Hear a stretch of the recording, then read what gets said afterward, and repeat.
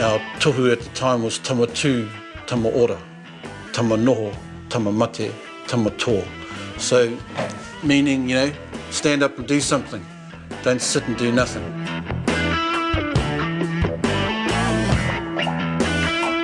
We knew something was wrong, and so we were going to do something about it. I think for most Pākehā were quite shocked by that. We were meant to be very obedient.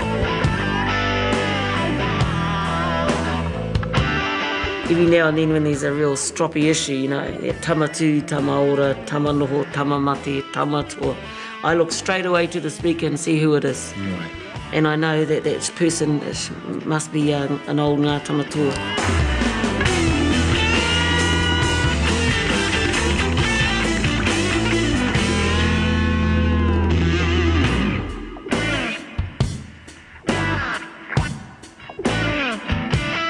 In 1971, revolution was in the air. Civil rights, women's rights and anti-Vietnam War. 3 out of 4 Māori now lived in the cities, but were still at the bottom of the heap for housing, health and employment. The urban youth's response was Ngā Tamatoa. I was just 16, a schoolboy here at Hillary College in Otara when I joined Ngā Tamatoa. Those years of political activism helped shape the rest of my life and perhaps helped shape Aotearoa as we know it. Ngā Tamatoa was prepared to put themselves out on the front line when on the other side was the whole of Pākehā and a goodly percentage of Māoridom as well. Ngā Tamatoa forced the issue on land rights and recognition for the Treaty of Waitangi. Hello to all of you. Hello to all of you. It drove Māori language into the classroom. Ngā Tamatoa was a generation of young people prepared to stand up and fight the system. There was the full gamut of feelings amongst the group, from the totally non-aggressive approach to the let's take up arms, let's have a violent uprising and die for the cause. And I was one of those who was prepared to die for that cause. Growing up in Otara helped politicise me and several others that were growing up there. I was a prefect and top student, but looking around I could see our people were struggling.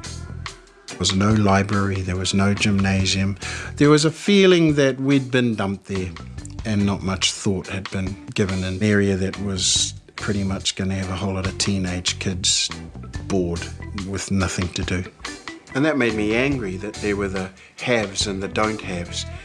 It was pretty clear that the don't haves were mostly Māori and Pacific Islanders. Ngā Tamatoa emerged out of a week-long Young Māori Leaders Hui at Auckland University. The hui was called by Māori Studies Department lecturer Ranginui Walker. They were talking brown power, black power, Māori Revolutionary Front, bathing the streets in blood. In other words, the rhetoric paralleling that of the Black Power movement in America. And after hearing all this rhetoric, they were deciding on a name, what to call themselves. I suggested they name themselves Ngā Tamatoa, the Young Warriors. I clearly remember the formation of Ngā Tamatoa. I was there. But I remember you at the plenary sessions and where we made all of those resolutions as the one who stood up and was wanting to have some action. It'll be to all these huis. Hui, nothing happens. Why bring us here just to talk and then send us off again? There was no one to lead. And so by default, if there was going to be anyone else, then it must be us. Sid and Hannah Jackson quickly emerged as the dynamic leaders. Hannah, because she was a star, had great passion, was a fantastic orator and could stir an audience. And Sid, because of his political astuteness. At Hillary College, a like-minded student was Hilda Halkyard, who later married Hone Harawira. I went to a Ngā Tamatoa meeting with another boyfriend. So that was before I even left school. Hone got dragged in, I think, because he didn't really want to be there. His mother was sort of hard out on it. I realised that if I wanted to get Hilda. I'd better be at exactly the same sorts of things she was at. The Walker brothers, sons of Ranginui Walker, also joined Ngā Tamatoa aged 16 and 17. We had a very, very middle-class, city-based Auckland, European-type upbringing in the city, really, and recognising that, there was more to our lives than that, I think. The welcome was warm and friendly, and eventually Hana came in and told us that our father had said that we got a couple of little Pākehās coming along to your meeting tonight. When the troops were, out on the march, I sort of, hid behind somewhere, hid on the bus or something, I can't remember exactly, but I certainly was not going to get into anything too serious. When the Walker brothers met Tamaiti, they knew they'd achieved their goal of connecting to their taha Māori. He appeared on the scene like something out of the Tūhoe Mountains that he really is. Something that, I think many of us were thinking this was, the man we would aspire to be, even though we were weedy little city kids. And here he was in his army boots and his dungarees, and speaking Maori from the moment he could first open his mouth, whereas the rest of us were still struggling with tēnā koe. Ngā Tamatoa was strongly urban, with branches in Auckland, Wellington and Christchurch. After Hillary College, I headed to drama school and joined Wellington's Ngā Tamatoa, with, among others, Te Ata Witihira. Koe tēnei. Ko nākau. Kia ora nākau. I was only a 16-year-old, not long arrived in Wellington. Out of Manor Street came this hikoi, this march. It was a march against Vietnam. And in that march there was a contingent of Māori. They were saying, oh, haere mai, haere mai. So I was a young Māori and these were Māori saying haere mai, so I went and joined them. And that was us. And that was us. Yeah. I remember Wellington Ngā Tamatoa for standing up for young Māori in the court system. Hey. Vern Winitana and Te Ata led that kaupapa. In 1972, I was a probation officer, and so I had a little bit of an understanding about the systems of the court. So we decided we would supply support or provide support to people. Some of the Māori boys in Tamatoa who are studying law full-time have said that they'll come back and work in this office full-time, just for their Māori people. We were able to develop what I think was the beginnings of the duty solicitor scheme. Prior to that work in the courts, I had an experience where I went to a nightclub, the Downtown Club, and I got involved in a scuffle. Really it was over one of the women in there being harassed. And the judge said to me, and how do you plead, guilty or not guilty? I said, guilty. The reason I pleaded guilty was because I was whakamā. I'd never been in front of the courts before. So in going into the courts to do that work, I could see the same thing happening. How do you plead, guilty or not guilty? Guilty. Why? Because people just wanted to get in and get out. It hardly sounds revolutionary, but we faced constant accusations of militancy and violence. There's a group of radical Māori activists planning the overthrow of the New Zealand government. If providing legal rights for Māori children in courts is violence, and we're guilty of it, but at no time have we taken part in any action which could be construed as violent. Well, there must be some reason for these charges. Why do you think they've come up? I think the reason is because Tamatoa is new in that it's come into the public place and is saying the things in English and without the politeness that Maoris traditionally have had, but have stated the grievances that Maoris have for years spoken in Māori on the marae. There was some guy in Auckland who spoke with the Waikato Times that I was training all these revolution only because we had karate classes.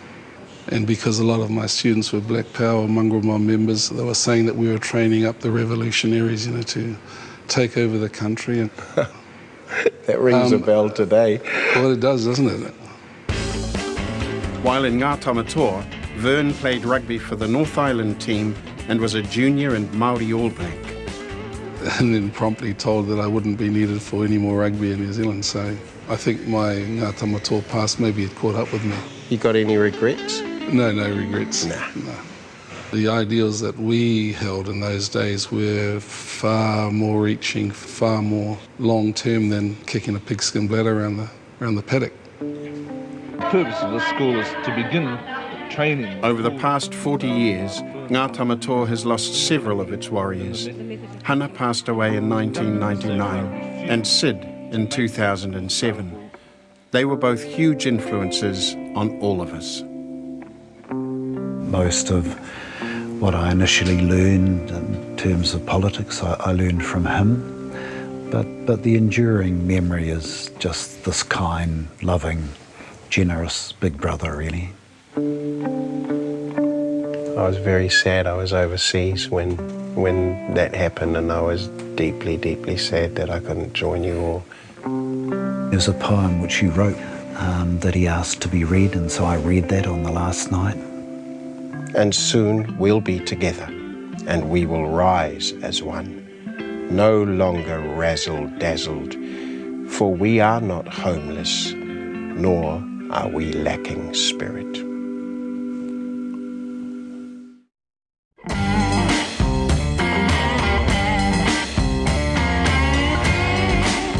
Canada, stop taking up our people!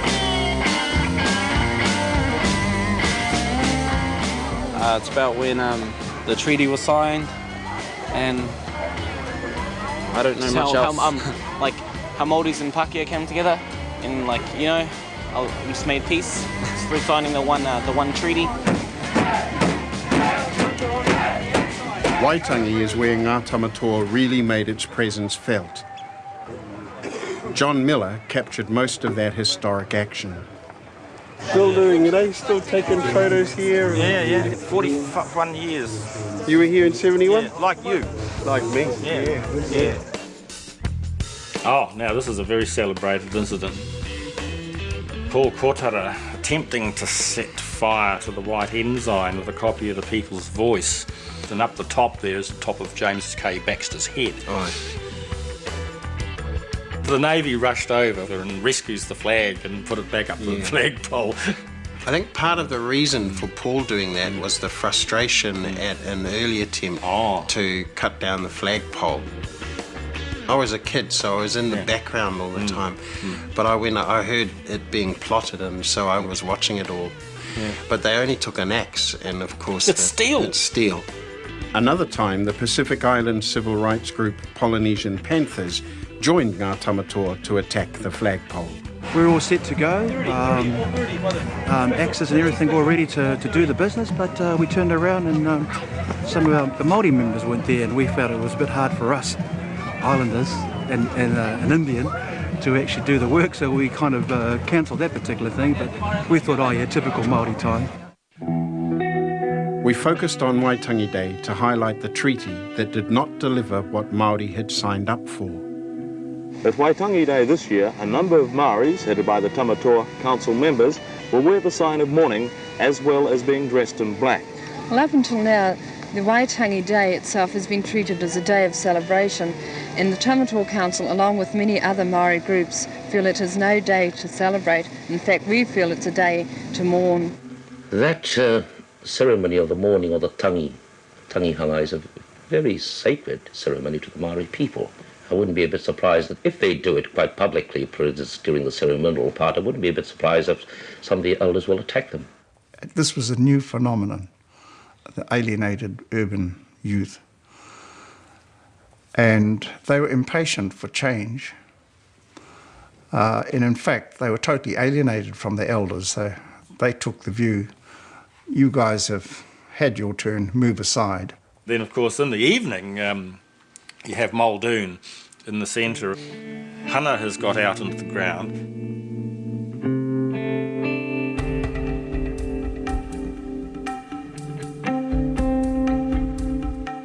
Here's the big scrum where everyone's being pushed back, and Jim Baxter's getting stomped on and shins kicked by the hobnail boots of the sailors. And that's as rough as it got. In retrospect, 1971 was tame. In 72, we raised the stakes. This is the Ngā Tamatoa Plus supporters, including a young urban Māori gang from Otara called Stormtroopers. Yep. And who were incidentally... A lot of my mates. Waitangi 72 also shows Ngā Tamatoa was becoming a who's who of movers and shakers in years to come. Here's this quite a well-known image of Tauru Erewera and Tame and Donna Awatere and present Te Puni Kōkiri, Auckland head Pauline Kingi. And down here is Betty Walk of Aroha Nui. Again, Hannah Jackson made a stand. So that's her speaking at Te Ti? Yeah. I think Nicky Conrad from Te Ao Pauri mentioned a certain aphorism about chickens and necks. Up our way, when a chicken squawks, we wring its neck. And apparently Hannah sort of says, oh, well, come and try. Then, of course, the following day, the police were prepared. They had 2 busloads. They had 2 busloads of cops brought in to keep law and order.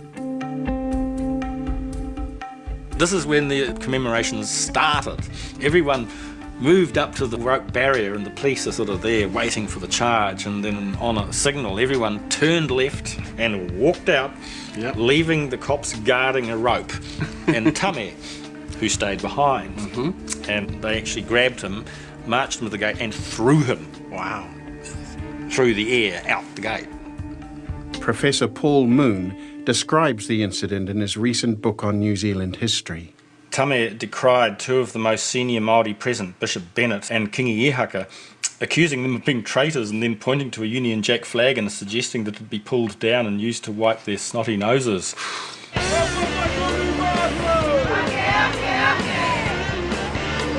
Later, Waitangi became the domain of the Harawiras. Often without the support of their own people, they led protests well into the 1980s. Waitangi is sort of home territory.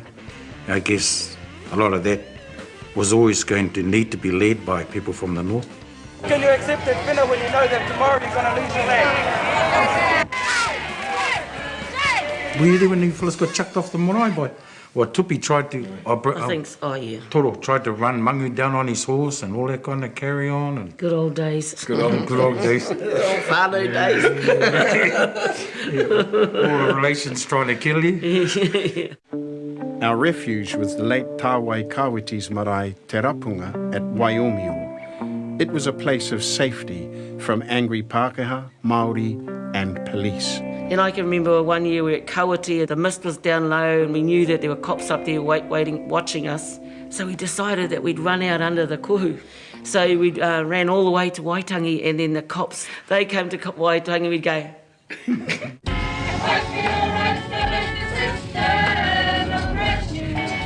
But for about a decade, in the eyes of many New Zealanders, the Harawiras were public enemy number 1. I think even we were kind of called like fringe crazies. And then when people started saying hello, I'd start thinking, oh, are they talking to me? You know, and I was thinking, oh, you just got used to not people ignoring you, walking away, walking across the road. Lots of stuff got said, lots of stuff got shouted. Are there any things that you regret saying? Oh, I remember one night getting into an argument with some of my uncles. All of my uncles, actually. Yeah, some of the things I regret saying that night, but at the time, you know, you're young, you're hot-blooded. You know that the people who are on your side, you'd still have room in a phone box if you wanted to get them together.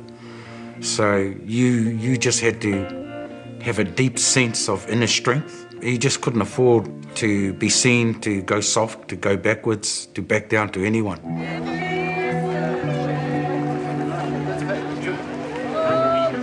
Hone Harawira continues to fight for Māori, but these days as a Member of Parliament and leader of the Mana Party.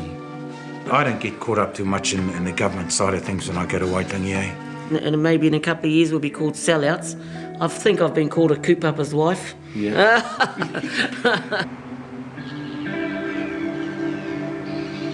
So was it all worth it?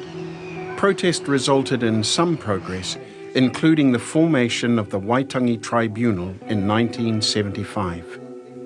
The government realised the protesters were right, that they were heavy-handed and ignoring the treaty. But now, I think Waitangi Day has lost its way as a platform for protest. Coming back here now, it kind of doesn't know what it is right now. What brought us here in 1971 was we saw it as an opportunity for us Māori to air our grievances. And the grievances haven't been addressed, and so we still require that platform.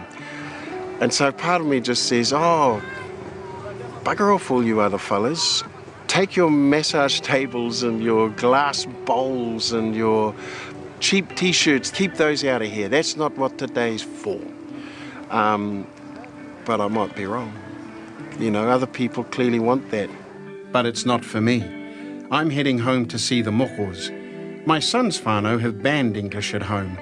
Yet when I was with Ngā Tamatoa, the language was on the brink of extinction.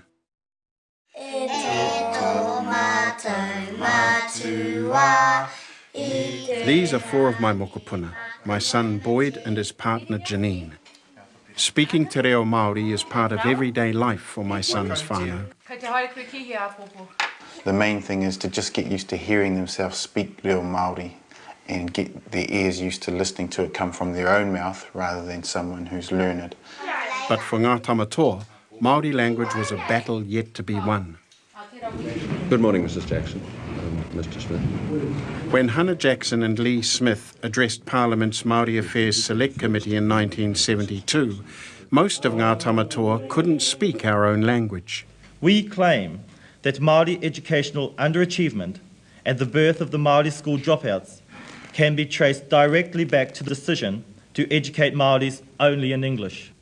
It is high time civilised multicultural attitudes took over from the ignorance born of white racism.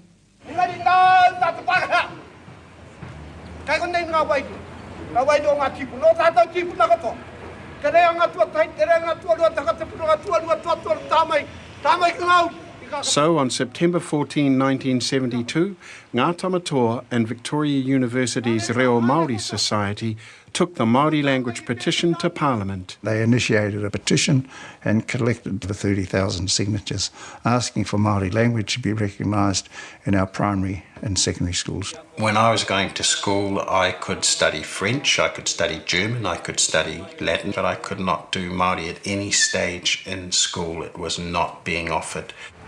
Is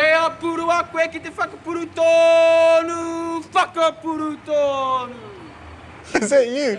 Oh, my auntie taught me this mihi, but a funny thing happened to me. I can't really explain it other than the reo just came out of me. This understanding of Māori people is something that the Pākehā has neglected and something that needs to be looked at. I think that the key to it is the language. What? Integration. It's ridiculous. No, it's actually how we spoke too. Just as we made concessions for my grandmother's pidgin English, today my mokopuna make allowances and reluctantly speak English to me. For me, it was pretty simple. The focus of my parents was to give us a Pākehā education and to learn te reo Pākehā, because they saw that as the way for us to progress in the modern world. And so it was a conscious decision for them, just as it's a conscious decision for you to give your kids te reo Māori. One of the myths about the language was that all of these native speakers were the biggest advocates. In fact, the biggest advocates for the change were Māori who couldn't speak Māori. Finally, te reo Māori made it into schools, but there were only a handful to teach it. I was put into classes to teach the Māori language when I'd lost the language myself and was in recovery mode and hadn't been taught how to teach the language. That's how bad it was.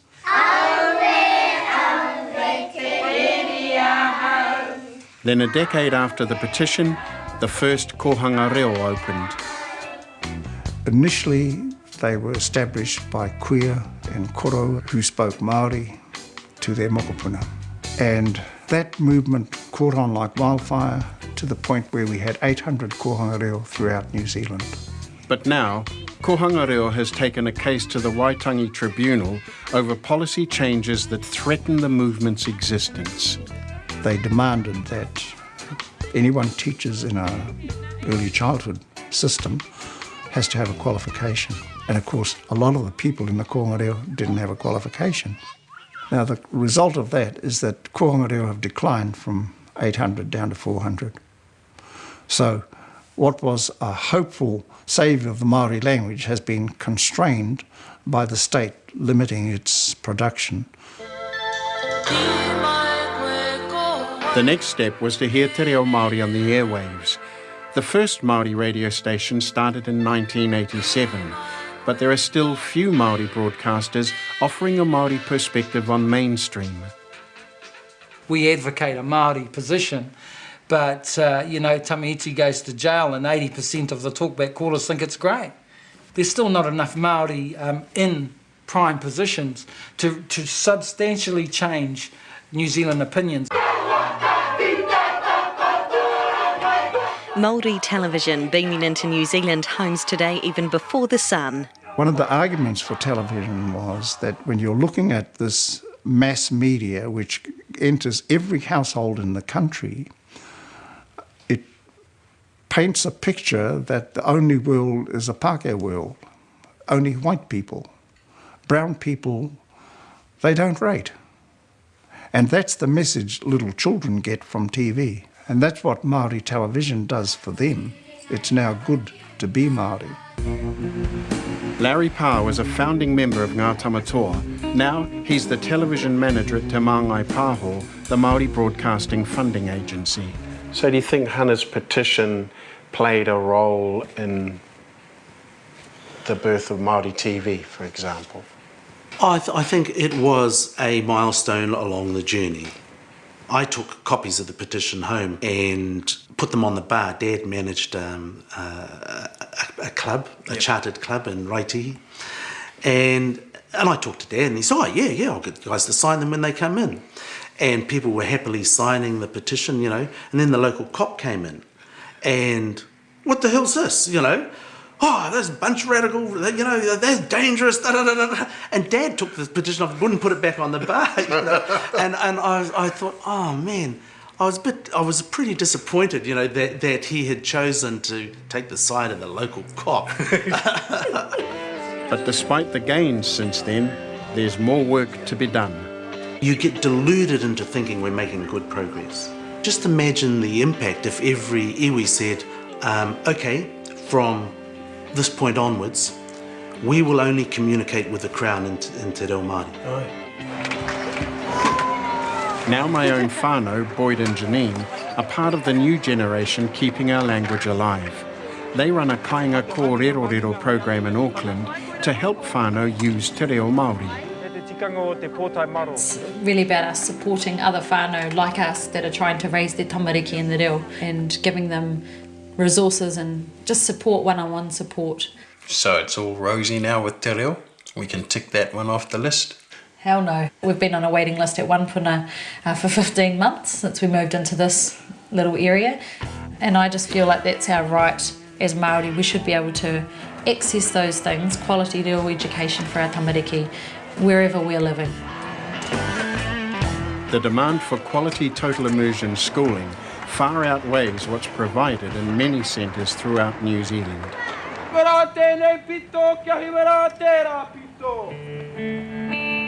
It's 40 years since we delivered the petition to Parliament.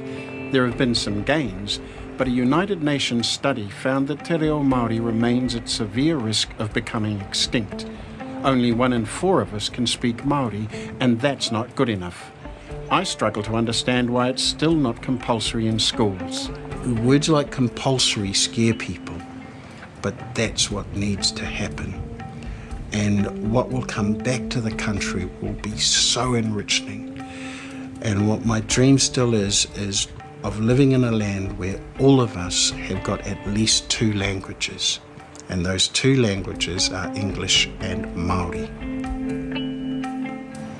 Parliament was the scene of another big Ngā Tamatoa protest.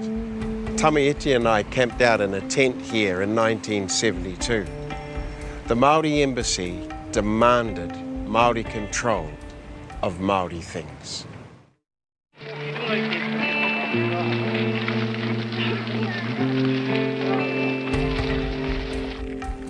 taka, te take e mauna koe I roto I te ranga. Nana, kamate, kamate, kamate, kaula, kaula. Kamate, kamate, kaula, kaula. The Land March aimed to halt the loss of Māori land. By confiscation, legislation and sale, Māori had largely become tenants in their own country, with just 5% of land remaining in Māori hands. I know it embarrasses the government to think for the first time in history that the Māori ever marched to Parliament. Dame Whina Cooper led the Land March, but I'm proud to say Ngā Tamatoa and the Polynesian Panthers were among the main behind-the-scenes organisers. We were both involved in there, along with a lot of other organisations, but my role there was to set up the 26 maraes throughout the motu for the people. The march grew from 50 people at Te Hapua to 5,000 when it reached Wellington. The important thing is that the natives are daring at last to stand up and protest.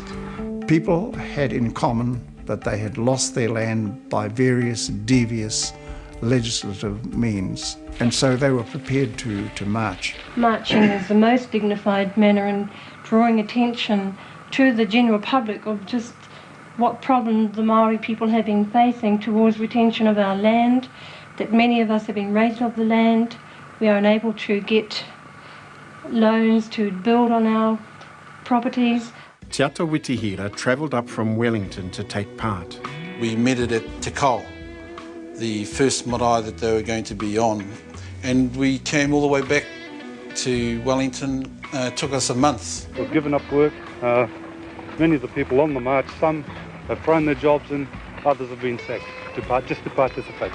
It was our group that sort of would kick off every morning to get the Land March going. And so by showing a disciplined approach to dealing with some of the infractions that occurred on the Land March, including, physically throwing people out of the Land March. So far the committee has decided to send one bloke home, and any more nonsense, particularly on marae etiquette, it'll be home skis straight away. They realised that we were a group that weren't prepared to broach any sort of nonsense. Now, the rural people are quite apolitical, but they were prepared to host them. And so at night, after a meal, they would go into the house. Now, say, tell us, why are you marching? And so en route, they were politicising people as they went, and more people joined the march. But I watched them coming across the bridge, and it really was quite an impressive sight. And you could see the bridge swaying as they marched. People were quite scared. They felt it was the mana of their ancestors being displayed. I remember when we got to Porerua and Whina Cooper, she got up and she said, "We've been sucking the Pākehā lolly too long. If we don't get a satisfactory answer when we get to Parliament, we will stay there." And everybody said, "Ai, tautoko." Well, we get to Parliament, the politicians do their welcome, and then they have tamanako Māori air, and then thank you very much for coming. And then we're expected to depart. Well, we looked at ourselves, we thought, crikey, what did we gain from that? And so you could say Ngā Tamatoa decided to stay on. I think they left us there for about 6 weeks before they decided to move in and move us off. It wasn't the first time Ngā Tamatoa had occupied Parliament's front lawn.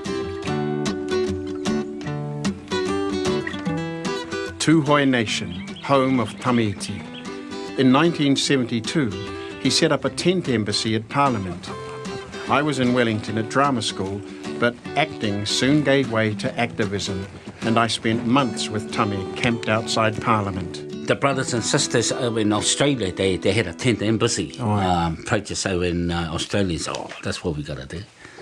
And we do the same thing because we feel like treated like foreigners in our own country. I went over to Waikato to see my biological father because I really didn't know much about him. In that process, I asked him, "Well, have you got a pup tent?" And he said, "Yep." can I borrow it? Oh, yeah.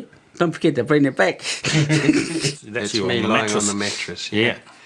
My mother wouldn't have been happy with that. Right. Yeah. No, I'm very proud that I've slept on the steps of Parliament. That's not a practice that they encourage or condone these days. It was a cold windy afternoon. I was a bit my-weeby and so I put the pup tent and everybody looking to see what the hell this fella's up to. And then I put my tent, I went for sleep for afternoon nap.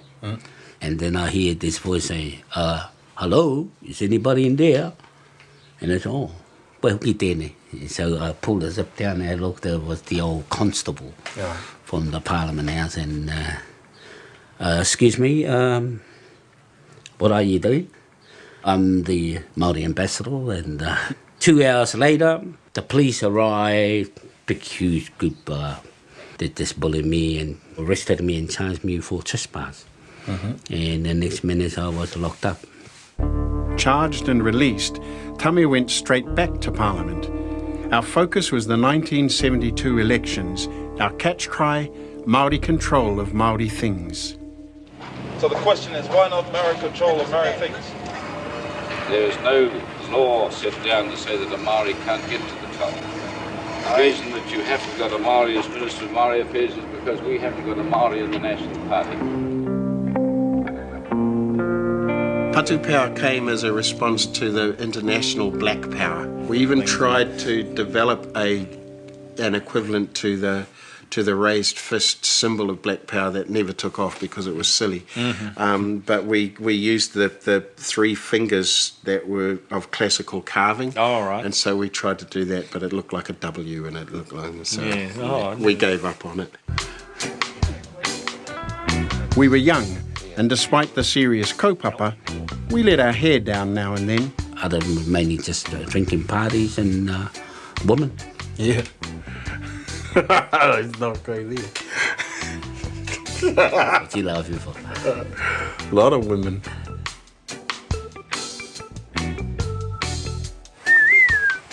Warming up, warming up. 40 years on, Tame is still making headlines. I wanted to ask him kanohiki te kanohi about the notorious 2007 police terrorism raids and the talk of paramilitary activity. Are you a terrorist? No. I never have, and never will. But we have been terrorised. Tūhoe has been terrorised in the 1860s. Taranaki, Waikato. In fact, the whole country been terrorised. You remember how Tamatoa evoked a lot of fear? Yeah, and I think the fear is a typical of the people in power to create that. And as long as there is division among ourselves, we were just loud noise, really. We're no threat. Yeah, well, this is my first time in this area, looking up at the uruweras. It's nice to be able to share it with you too. Yeah, we too were very passionate about that. All we want is a recognition of that and respect of that and the return of the uruwera.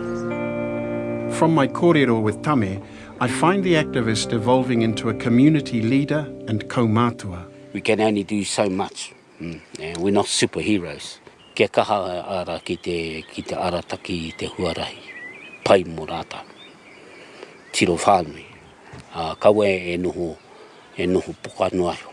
And don't remain to be the victim. And so we just need to move on, paint a new picture. Choice one, bro. Yeah, good to see you, Ewa. Ngāi Tūhoe want the Uruwera National Park back, but they also want Te Manu Motuhake o Tūhoe, pretty much Māori control of Māori things, exactly what we were asking for at the Tent Embassy.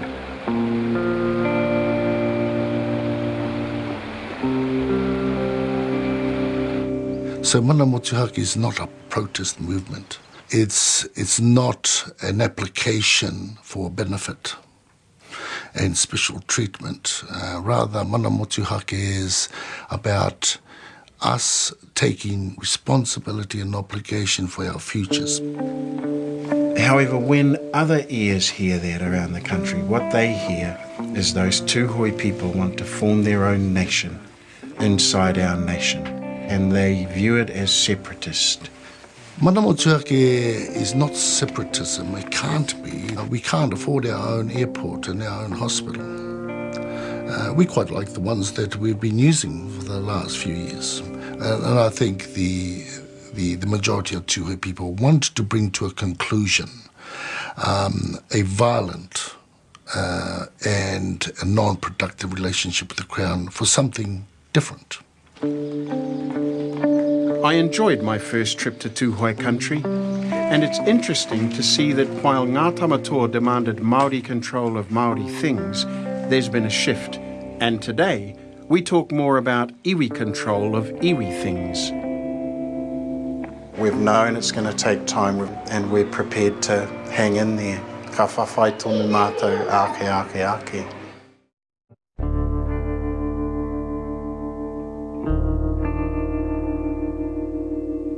An insulting haka similar to this one sparked the final battle for Ngā Tamatoa. The haka they took offence to was an Auckland University engineering student's annual prank. Some members of Ngā Tamatoa decided it had to stop. When I was a young student at St Peter's Māori College in the 1940s, I was in Queen Street and I saw this parade going up, a student capping parade, and it was good fun. And there was these young Pākehā guys dressed up in grass skirts and jumping up and cavorting and doing the haka. I thought nothing of it. You know, if they like to make themselves look stupid, that's fine. But the performance had become more sexist over the years, more lurid. They were painting slogans that were sexually offensive, even painting penises on their bodies. In 1979, the president of the Auckland University Students' Association wrote in Crackham of the many unsuccessful efforts to get the engineers to stop the stunt. When it was begun 25 years ago, Māori students protested. Protests continued since. This year, the Māori Club asked them to abandon it, but they refused. There's a lovely photo of Hilda all by herself, remonstrating with all of these Pākehās that were in these tin helmets and dark glasses and filthy slogans and Pacific Island skirts and boots, and they've been drinking and they're doing this real shit-house version of the haka, and she was all by herself trying to stop them.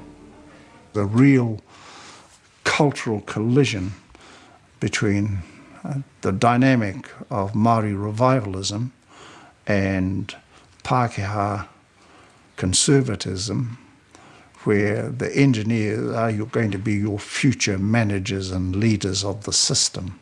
It's the night before he taua, and she was actually crying. And Hilda never cries, so when she told me that the Māori Club didn't want to do anything about it, because they were scared they might lose the marae if they made a fuss, I just jumped in my car, rounded up a few people from Ponsonby, shot out to Otara. I said, be at my place in Ponsonby tomorrow morning at 7 o'clock. The plan was, of course, that Hilda had written out the script. She would go in and read it all out to them. We'd all stand around so they knew how serious we were. Then they'd hand us over all of the grass skirts and then we'd leave. Unfortunately, when we got there, Hilda wasn't the first one into the room. 14 of us actually got in the room. So 10 men, 4 women, and there was 51 of them. Clean them up in about 3 or 4 minutes. Got all the skirts off them, left them severely damaged. And all hell broke loose in the press, this gang invasion of the hallowed precincts of the university. The headline is Gang Rampage at Varsity Leaves Students Battered. One student required stitches after being clubbed over the head with an iron bar. Another was badly cut after being hit in the mouth with a crash helmet. A third was badly bruised on his body when he was bashed with a length of chain. They were probably wounded pride more than anything else because, you know, the niggers are getting out of line. I'm bloody glad I was there. I was proud of everybody, Māori and Pacific Islanders too. There was all mixed up, men and women. It was just common practice in those days to get a hiding from the cops. And I can recall one of the statements that was written by one of the girls that was arrested. She was hapu at the time. She was beaten up in the cells. She lost her baby, eh? It was quite sad, eh? And it takes you back to that time where that was just common knowledge that Māori just took it. This is one of several statements about police brutality to the protesters. He then pulled my hair, slapped my face, threw me around the room, punched and kicked me. I tried to defend myself, but a policeman grabbed me around the neck from behind and forced me to my knees.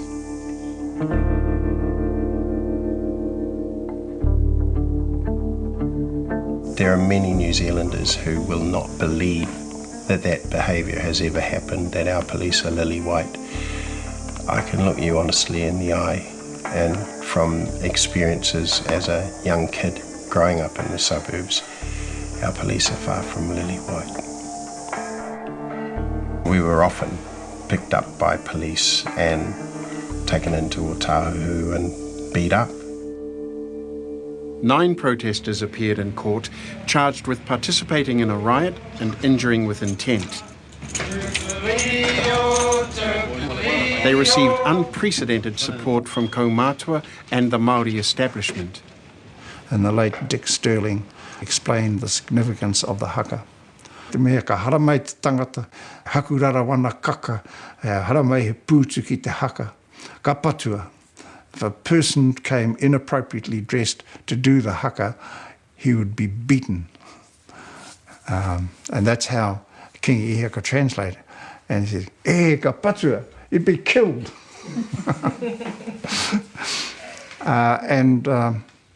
It was interesting to see the dynamics in action in the court as these big macho male Pākehā came in, used to running the show, top dog. And as they walked in, they saw a sea of brown faces sitting in the court. Then they realised how offensive they had been. The Capping Day haka was never performed again. But by now, Ngā Tamatoa was already fading into history. It's a feature of activism. You take a lot of heat, you take a lot of pressure, and you get hoha, you get tired, you get worn out. But then that doesn't mean to say the dynamic is lost. Others arise and take over. And for me personally, protesting is a way but not a lifestyle. Yeah. And, I think we moved from Otara because it was people expected us to be the protest anything for the sake of protesting, yeah. And then you actually have to come to a point where you've got to build the alternative. And so it was to come home and put some of our kōrero, some of our protest into action among our own whānau and our marae and our hapu. So one by one, we chose new ways to achieve the goals we had fought for in Ngā Tamatoa. So what happens to old Ngā Tamatoa members? Where have all the members, where have they all gone? I used to have a little joke that, Tamatoa never dies, they just become consultants. I think that they should be honoured for some of the things they did. We honour a lot of our Māori with knighthoods and all that, but I don't think anyone from Ngā Tamatoa has been honoured. I don't think any of them have been honoured. In fact, the latest one is in jail at the moment, Tamaiti. Stand up, fight back! Stand up, fight back! Since I caught up with Tami, he's been sent to prison on firearms charges related to the police raids on Te Urewera in 2007. The fact he was jailed brought me to my first protest in years. Tami already has great mana as a kaumātua and as a kaumātua of a protest movement. And this has given him even more mana. I don't know if you can hear this, bro, but however long you're in there for, enjoy the break. Get your hands on the computer and write the book. Some of us older warriors are ready to sit back now, but can we really afford to? There is actually an active opposition to many of the gains we have made, and there just seems to be this backward step that anything Māori needs to be reined in, Perhaps we're getting too uppity, perhaps we're getting too good. You know, for all of those positive changes, we are still the poorest people in the land. Hey, first fired, last hired, it's still our history. So we pass the baton to the next generation of Tamatoa. My eldest daughter, Marama, has taken up the activist reins. I just think it's really important for wahine Māori to have a voice, and that's where I'm trying to come from. I'm actually quite proud to see that there's new blood who are not answerable to us, not accountable to us, who have their own beliefs and their own strengths. And have the cheek to believe in more. Yeah. Isn't that wonderful? Yeah. I don't see much action from rangatahi, from young people, and they have to be a bit more innovative, a bit more creative, and a bit more political. Today, kai taia, tomorrow, the world. My mum used to say, when you close your eyes and turn your back on this world, will you be happy with what you've done in your life? And I think I already am. Yeah. The dynamic of Māori culture is unstoppable. That's my optimism. We've come back from the dead. I'm very proud of what we all achieved with Ngā Tamatoa, and I'm very proud that we've all kept the flame burning in our own particular way. But there's still a lot to do today. So my wero for the next generation remains Tamatu, Tamaora, Tamanoho, Tamamate, Tamatoa. E hara tēnei he maunga neke neke he maunga tūtonu a maunga marotiri e. Ko te toka tēnei he toka tūpuna he toka ahuru karuru kuatura ki te wai pōna mukia tahu pō tiki e. E au e. Ka tuku te manawa nui, ka ti awhi te huai nāwa hei aha.